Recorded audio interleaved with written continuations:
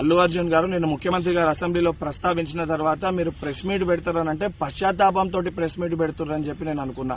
ఎందుకంటే సంధ్యా థియేటర్ సంఘటన జరిగిన తర్వాత ఆ సంఘటన మీ దృష్టికి వచ్చిన తర్వాత కూడా మీరు ఈ రకంగా మూవీ ఎప్పటి వరకు చూసిర్రు, ఎప్పటి వరకే క్లాప్స్ కొట్టిర్రు, వెళ్లేటప్పుడు మీరు అభివాదం తెలుపుకుంటూ వెళ్ళినరా లేదా మీరు ర్యాలీగా వెళ్ళినరా, చాలా క్లియర్ గా ఫుటేజెస్ కనబడుతున్నాయి.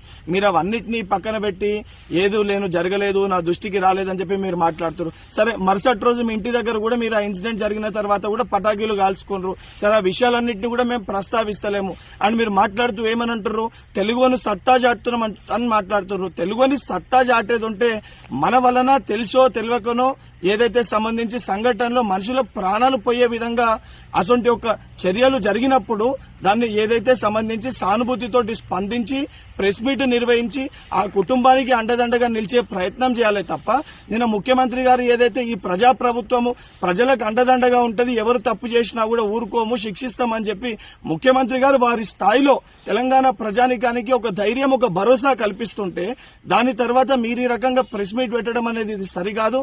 ఇప్పటికన్నా మీరు మాట్లాడిన మాటలపైన మీరు ఆత్మవిమర్శ చేసుకుని మీరు మాట్లాడిన మాటల్ని వెనుకకి తీసుకోవాలని చెప్పి డిమాండ్ చేస్తున్నా.